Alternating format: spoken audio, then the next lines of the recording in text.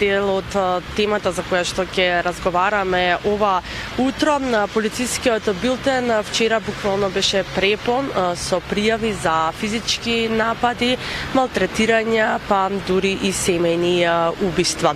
Зошто станавме толку нетолерантни, апатични? Зошто сакаме да посегнеме и да тргнеме да го одземеме туѓиот живот или животот на својот близок? Оваа година навистина беше страшен, имавме страшен почеток затоа што само во јануари месец 2023 година се регистрирани 6 семејни убиства, што останува нели за сите останати. Одговор токму за овие прашања ова утро бараме од психологот Тијана Ивановска. Тијана, ќе ви посакам добро и убаво утро, колку што може да ни биде добро, нели?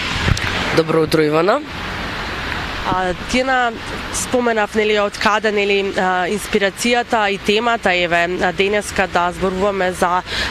ова, затоа што навистина стана некако секојдневие и многу често почнавме во полициските билтени, во вестите да слушаме вакви убиства кои што се случуваат во кругот на семејството. Што ги принудува, односно што ги тера луѓето за да направат еден ваков чин? Па јас не би сакала да генерализирам, затоа што лично сметам дека здравите структури немаат капацитет да одземат човечки живот.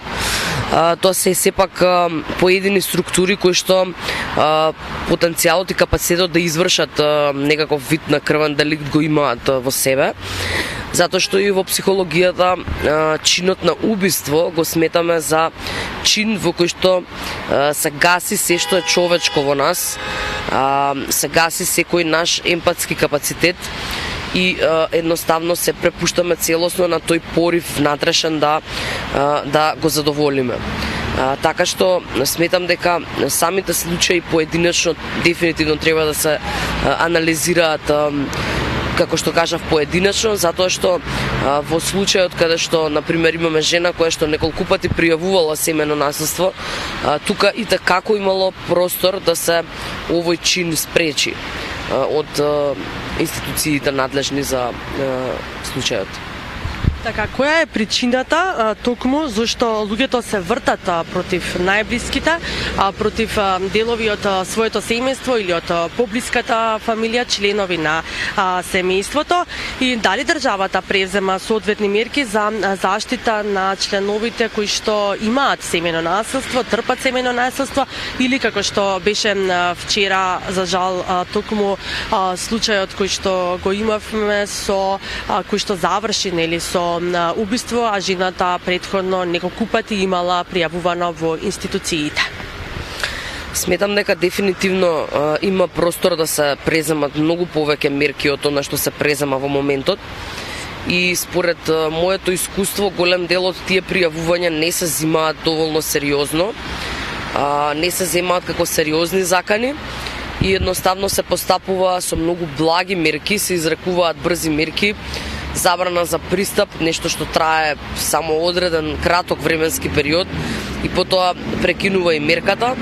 и едноставно жртвата на насилството е целосно изложена на милост и немилост на напаѓачот. Така што тука ние не можеме да тврдиме самата личност која што вршала насилство до каде во даден момент ќе биде понесена од афектното чувство и дали ќе заврши со физички телесни повреди или ќе оди до степен на убиство како што беше последниот случај. Така што кога имаме ситуација во која што државата ја остава крајната финалната одлука на напаѓачот, тогаш не можеме да знаеме каков ќе биде исходот, дали ќе биде една жртва, дали ќе бидат повеќе жртви или нема да има жртви воопшто. А генерално кога се појавува волку агресивно однесување кај жителите, кај мене некако се појавува едно чувство дека можеби сите ние губиме доверба во правниот систем, поради тоа што често пати се случува да голем број насилници пројдат неказнето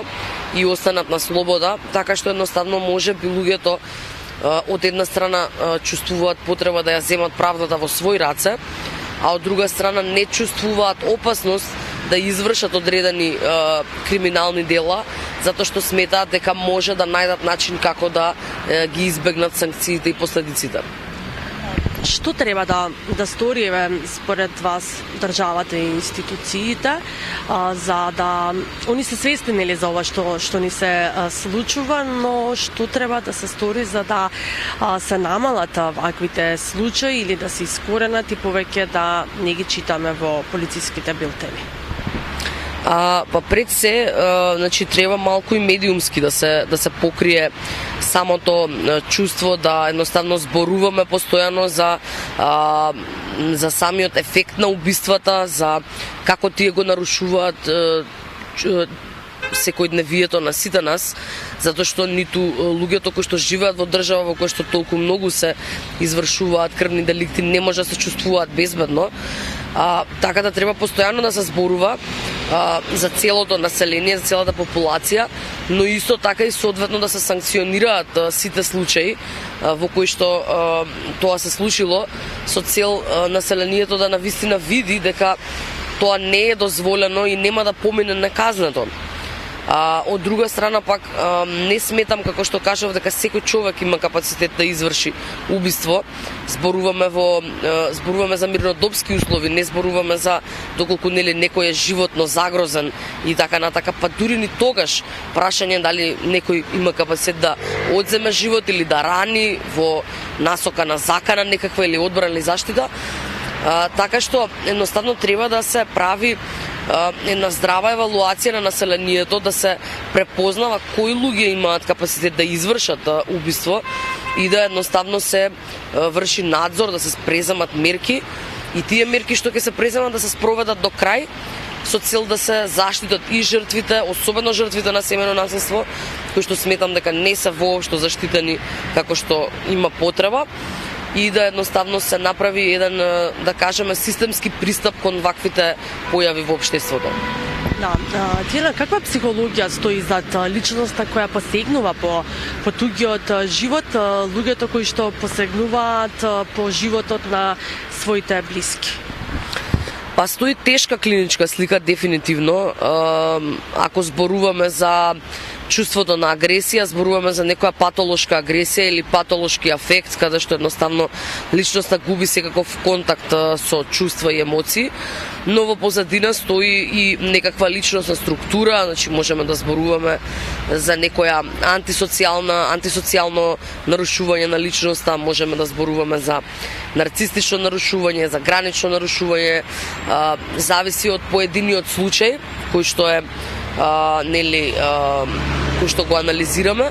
но секако тие расстройства на личноста се навистина тешки, затоа што самото работење со таквите луѓе е комплексно, потребно е долготрајно работење, затоа што кај нив има секогаш склоност да го кршат законот, да едноставно го манипулираат законот и другите луѓе со цел задоволување на личните потреби, и тука е навистина малку критично и потребно навистина долго и интензивно да се работи со нив со цел да се спречи ваквата појава. Тиена, ви благодарам за одвоеното време и што се одлучивте нели сепак да одговорите на овие неколку клучни прашања кои што се и тоа како од големо значење за целиот народ покрај се она што го гледаме, нели што се случува страшно во нашето окружување. Благодарам многу и на вас за поканата.